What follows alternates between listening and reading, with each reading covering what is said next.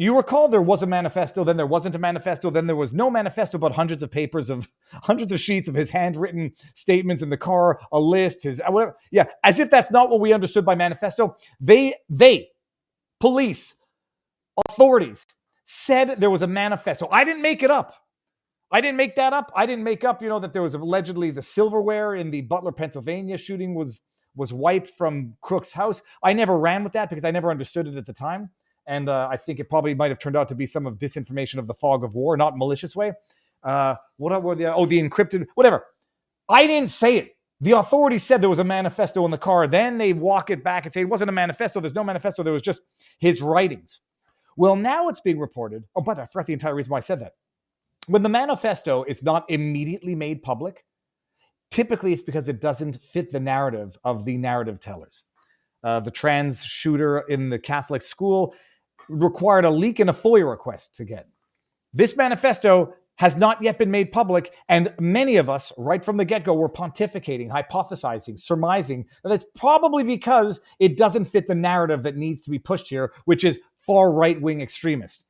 This is being reported from Post Millennial. New Minnesota assassin blames Tim Walz for his attack on state lawmakers report. Now, I'm not going to defend Tim Walz for the sake of defending Tim Walz.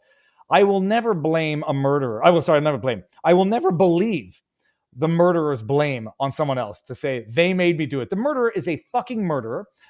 He's going to burn in hell for all of eternity if you believe in that stuff. And it's not because he's saying something that I ideologically or as a matter of fact agree with that I'm going to say, well, you see, the murderer said it, so therefore I believe it. He's a fucking murderer. He's a madman spouting off mad nonsense. But he's reporting that he blames Tim Walz. My operating theory, and it was just a theory connecting the dots as I understood them at the time, is that he targeted Hortman, with whom he was on this committee of work board governance that focused on racial equity and all this other crap. And he focused on Hoffman, who had just voted, the lone Democrat to vote with Republicans on that compromise budget that saw the defunding of illegal aliens. And Vance Boelter is a man who was in the Congo helping Congolese and seemed to be quite the activist when it came to foreigners. Vance Boelter, 57, the suspect in the assassination and attempted assassination of Minnesota state lawmakers, said he blamed Governor Walz for the shooting rampage, according to a report from Alpha News. That's what we're going to pick up. The outlet citing multiple sources familiar with the investigation, so I'm skeptical always, regardless of whether or not it fits a narrative I believe in. Into Boelter, the shooting said in a confession letter intended for FBI Director Kash Patel, Boelter confirmed that he was the, quote, shooter at large in the Minnesota shootings. Charging documents from police indicated that the handwritten note was from Dr. Vance Luther Boelter, and that the letter was found in the Buick that he had purchased in the hours after the shooting. They were hospitalized. Okay, fine. All right, it's a developing story. Okay, fine. So 2 things here. And now let's take a brief pause from this vlog for a word from our sponsor, The Wellness Company. Are you noticing thinning hair, a bigger forehead, and more strands in your brush? You're not alone. Stress, aging, hormones, and nutrient deficiencies can all trigger hair loss. No worries, The Wellness Company has a doctor-formulated solution that works from within and on the surface. It's called Roots, a topical hydrogel powered by 7 peptides that support your body's natural repair process to promote visibly thicker, fuller hair. With consistent daily use, Roots helps extend the growth phase and reduce shedding. It includes methylene blue, which supports mitochondrial function and delivers antioxidant benefits directly to the follicle. Whether you're dealing with postpartum hair loss, hormonal shifts, or early signs of aging, Roots targets the root cause literally. Head over to twc.health/Viva. The promo code Viva will get you 10% off and free shipping. Once again, that is twc.health/Viva for 10% off and free shipping. Thank you, The Wellness Company, for sponsoring this video. And now back to the vlog. A, we're going to go to the source. And B, we're going to go to the charging documents afterwards. So to the source, Alpha here. Nope, that's Gavin Newsom. We're going to come to that one in a second. Oh, cripe. Now I'm lost. I've lost my... Oh, cripe. Get this out of here, Viva. Get your stuff together, man. That avatar or icon looked a lot like this one. You'll understand why. Here we go. Alpha News. No, thank you. Exclusive Vance Boelter blamed Governor Walz. Okay. Multiple sources with direct knowledge of the investigation confirmed to Alpha News that Boelter's so-called confession letter was intended for Kash Patel, the director of the FBI. Assassination suspect Boelter blamed Minnesota governor. I want to know what the source of his blame was. Multiple sources with direct knowledge of the investigation have confirmed to Alpha News that Boelter's so-called confession letter was intended for Kash Patel. Handwritten letter discovered in the car. Okay, fine. After an extensive manhunt, are they not telling us the reason for which he blamed Minnesota governor?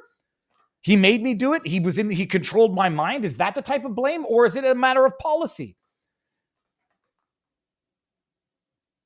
Or is it a matter of inaction of policy?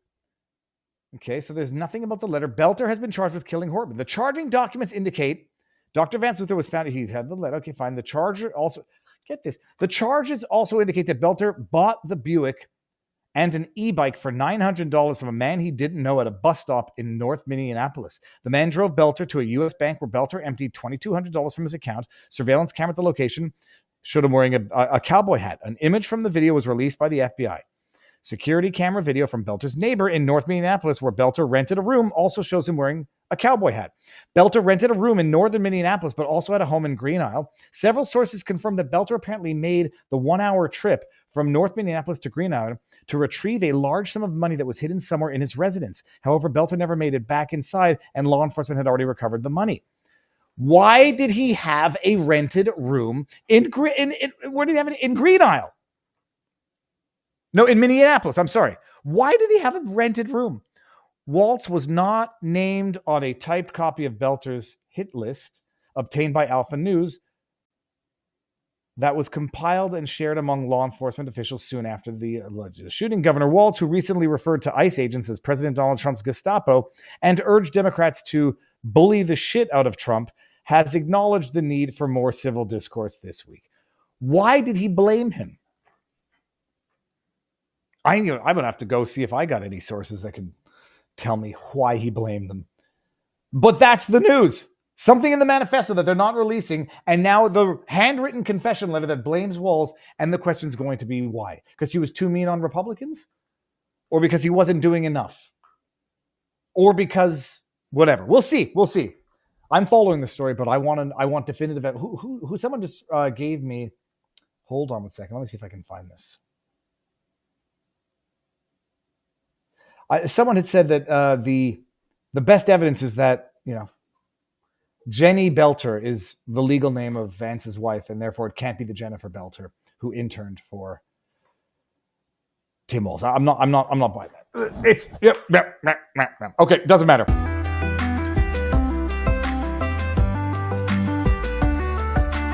Oh. The governor's being mean, and the governor's speaking out on that. Well, maybe it's time for us to be a little meaner. Maybe it's time for us to be a little more fierce.